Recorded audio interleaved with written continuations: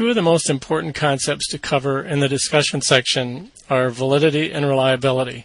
Let's start with validity. There are many different types of validity, but they all have one thing in common. Validity always refers to accuracy or correctness. If you give a test, the validity question is this: are the scores accurate? If you administer a treatment, the question is the treatment correct? Is it the treatment you intended to administer? The most common threats to validity are these: unclear or incomplete theory, an invalid theory, an unrepresentative sample of participants, a small sample, which means your power is less than 0.80, low validity of experimental treatments, and low validity of instruments. Lots of issues. We'll cover each of these one at a time.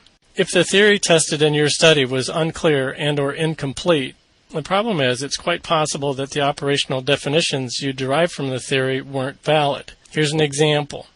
Let's say you're working with a theory that says experiencing violence causes increased aggressiveness. Let's say the theory doesn't clearly define aggressiveness. Without a clear, complete definition to guide you, the behavior you decide to study might not be an accurate example of what the theory means by aggressiveness. Some experiments test new theories. If you base your research on a theory that has only been tested in one previous study, it's possible that the theory just isn't valid. The results of the previous study could have been a fluke. The theory itself might not be valid. Be careful with this one. If the theory has been supported by many previous studies, it just doesn't make sense to argue that the theory and all the previous research studies are wrong. When you selected participants for your study, was there some sort of selection bias that resulted in the participants not being representative of the population from which they were drawn? Most of the studies in this course involve theories that apply to young adults in all cultures. It's very unlikely that you just happen to get an unrepresentative sample purely by chance. However, if you obtained your participants from a retirement home, your sample would not be representative of the population of young adults. If you didn't have enough participants, it is very possible that your results will be statistically non-significant, even though the independent variable had its predicted effect. How do you know whether you had enough participants? You need to do a power analysis. Based on the estimate of effect size of your independent variable, how many participants would you need? That's a power analysis. Remember, power is the chance of obtaining significant results. If your power is 0.50, you have only a 50-50 chance of a significant outcome, even if the theory is correct and everything else about your study is valid. How could you end up with a power of 0.50? If your independent variable has a medium effect size and you tested only 30 participants per group, your power is 0.50. You didn't have enough statistical power to detect the effect you were looking for. Even though you intended to expose a group of participants to a treatment, there are many reasons why you may not have been successful. It is possible that your participants didn't actually get the treatment because they weren't paying attention. What if they couldn't understand what you wanted them to do? Manipulation checks provide important evidence relating to the validity of treatments. They're usually designed to show that participants understood and followed instructions as a way of verifying that the treatment actually occurred and the participants were aware of it. If you use a manipulation check, the results can help you evaluate how valid your treatment was.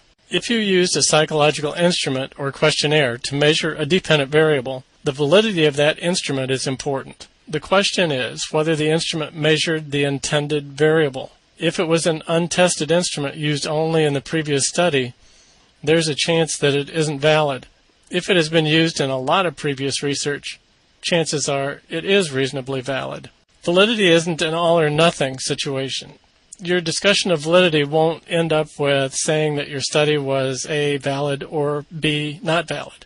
When you evaluate the validity of your study, what you do is look at various issues, each of which can reduce the overall validity. The appropriate way to discuss validity of your study is to make a statement regarding each of the threats to validity. Did the theory provide clear definitions of variables so that you can be confident that your procedures were valid? How much previous research has tested the theory and found support for it? The next question you ask is, were your participants representative of the population relevant to the theory in terms of characteristics identified as important in the theory, perhaps something like age or culture? Do you have any evidence that your treatment was valid and that your participants actually understood it and received it? If you used a psychological instrument to measure a dependent variable, how much previous research indicates that the instrument is valid? Reliability means consistency, which means getting the same response every time. Treatment effects are reliable when each participant within a group responds pretty much the same way as all the other participants in the group. If you give a treatment to 20 participants, you can think of it as doing your study 20 times. If your treatment is reliable, you should get similar responses from all your participants.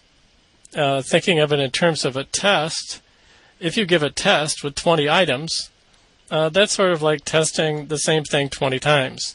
Tests are reliable when each item on a test is answered about the same way. In all the various forms of reliability, the question is, how consistent is it? If your treatment had a significant effect, it was reliable. Statistical tests of significance are tests of reliability. They tell you that your participants responded consistently to the treatment. If your treatment effect was not significant, it was not consistent enough to give us confidence in the results. When that happens, you need to evaluate several issues. First, how do your participants' mean scores compare to the previous study? You might find that the means for your treatment group and your control group are quite different than in the previous study. If your treatment and control group means are too close to each other, your study probably had some validity problems. You will need to identify which validity issues you may have encountered. Sometimes results are non-significant because of too much variability. Were your participants' responses too variable? And how would you know that? The standard deviations in your study will tell you how much variability there was among your participants. If the previous study reported standard deviations, you should compare yours to theirs. If the standard deviation in your treatment group is much larger than the previous study, it indicates that your treatment had inconsistent effects from one participant to another. This is another indication that you had some validity problems. Another possible reason for non-significant results is a lack of power.